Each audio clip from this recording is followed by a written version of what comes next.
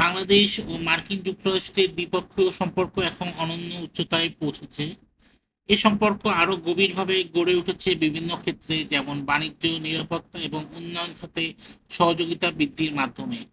দুই দেশের মধ্যে কৌশলগত অংশীদারিত্ব বাড়ছে, যা আঞ্চলিক ও বৈশ্বিক চ্যালেঞ্জ মোকাবেলায় সহায়তা করবে। প্রধান উপদেষ্টা ডক্টর মোহাম্মদ ইউনূসের সঙ্গে মার্কিন প্রেসিডেন্ট জো বাইডেনের এই অন্তরঙ্গ মুহূর্তই জানান দিচ্ছে যুক্তরাষ্ট্র ও বাংলাদেশের সম্পর্ক কতটা নিবিড় হয়েছে। এবারই প্রথম জাতিসংঘ সাধারণ পরিষদের অধিবেশনের ফাঁকে মার্কিন প্রেসিডেন্ট ও বাংলাদেশের কোনো সরকার প্রধান বৈঠক করলেন। আর ২৩ বছর পর অনুষ্ঠিত হল দুই দেশের শীর্ষ নেতার দ্বিপাক্ষিক বৈঠক। এ সময় বাংলাদেশের অন্তর্বর্তীকালীন সরকারকে পূর্ণ সমর্থন জানায় যুক্তরাষ্ট্র। ডক্টর ইউনূস বিগত সরকারের আমলে সব ধরনের নিপীড়নের বিরুদ্ধে শিক্ষার্থীদের সাহসী ভূমিকা ও বাংলাদেশ পুনর্গঠনে তাদের গুরুত্বপূর্ণ অবদানের কথা জানান বাইডেনকে। দেশ পুনর্গঠনে যে কোনো সাহায্যে ডক্টর ইউনূসের সরকারের পাশে থাকার আশ্বাস দেন মার্কিন প্রেসিডেন্ট। বৈঠকে প্রধান উপদেষ্টা জুলাই বিপ্লব চলাকালীন শিক্ষার্থীদের আঁকা দেয়ালচিত্রের আর্টবুক জো বাইডেনকে উপহার দেন।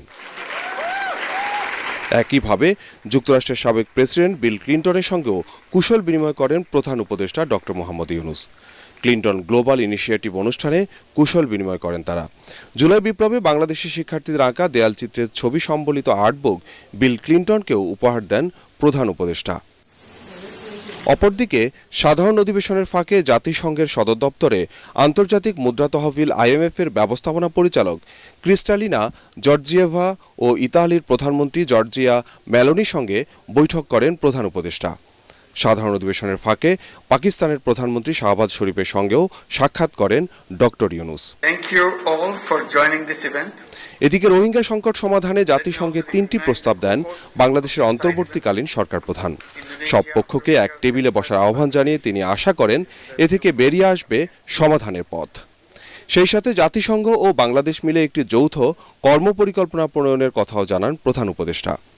রোহিঙ্গাদের নিয়ে জাতিসংঘ সদর দপ্তরে উচ্চ পর্যায়ের বৈঠকে আন্তর্জাতিক সম্প্রদায়কে রোহিঙ্গা জনগোষ্ঠীর বিরুদ্ধে সংঘটিত গণহত্যার বিচারের দাবিতে সোচ্চার হওয়ার আহ্বান জানান। incurring so much in terms of social, economic and environmental costs. These culminate in a series of traditional and non-traditional security risks for us. Much of our own development gains are at stake.